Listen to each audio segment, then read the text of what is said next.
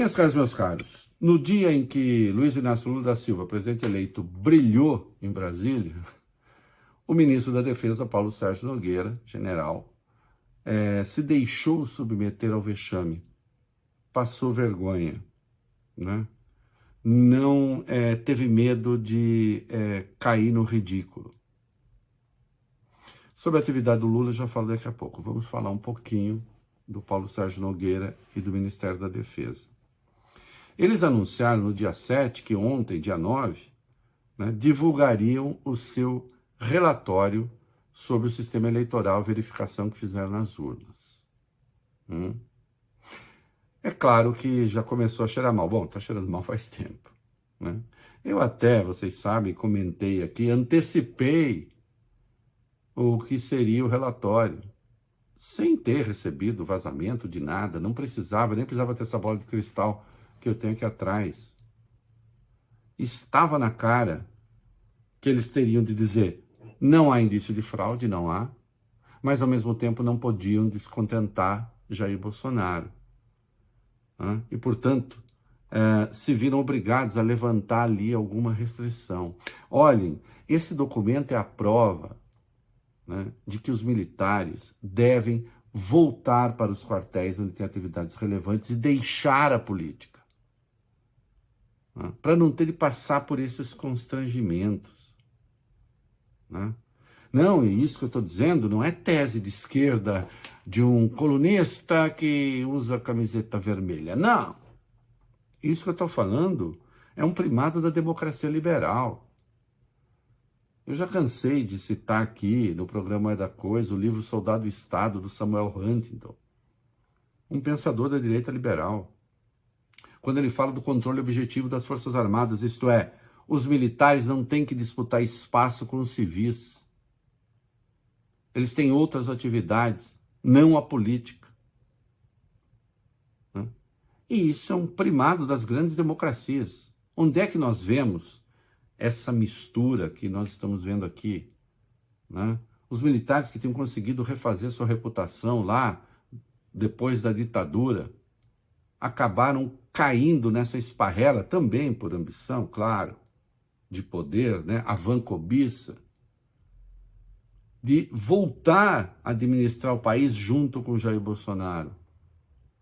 E acontece isso aí que se viu. Não há indício nenhum de fraude. Ao contrário, não encontraram nada. Mas aí, como dizer isso? Né? Já que Bolsonaro conta ali com os malucos, que ainda alguns que estão na rua, em frente a quartel, pedindo intervenção militar, ele precisa manter a suspeita sobre as urnas para ver se consegue se viabilizar em 2026. Pro Trump não está dando certo, hein, Bolsonaro? Vê lá. E aí, o documento, o Paulo Sérgio Nogueira tem a coragem de assinar um troço em que se escreve o seguinte: do trabalho realizado, destaco 2 pontos. Primeiro, foi observado que a ocorrência de acesso à rede durante a compilação do código-fonte e consequente geração dos programas, os códigos binários, podem configurar relevante risco à segurança do processo. É mentira, não tem acesso à rede. Né? O TSE já demonstrou, e outros entes já verificaram, que esse acesso remoto envolvendo o código-fonte, quando preciso, foi feito por VPN, com mais de uma autenticação, acesso individual, que deixa rastro. Isso não existiu. Né? E ainda, segundo, dos testes de funcionalidade realizados por meio do teste de integridade e do projeto piloto com biometria, não é possível afirmar que o sistema eletrônico de votação está isento da influência de um eventual código malicioso. O que isso quer dizer? Não é possível afirmar que está isento de influência.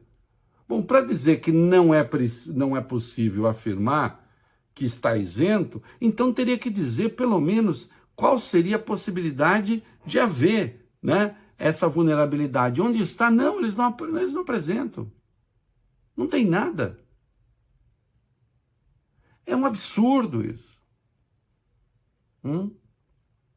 Enquanto isso, Lula se encontrou com Arthur Lira, presidente da Câmara, se encontrou com Rodrigo Pacheco, presidente do Senado, falou com os ministros do Supremo, deu ali encaminhamento ao entendimento com o PSD, com o MDB, e está cuidando da tal da PEC da transição. Há uma certa volta à normalidade da política. E Brasília esperava por isso, e o Brasil espera por isso. Chega de maluquice.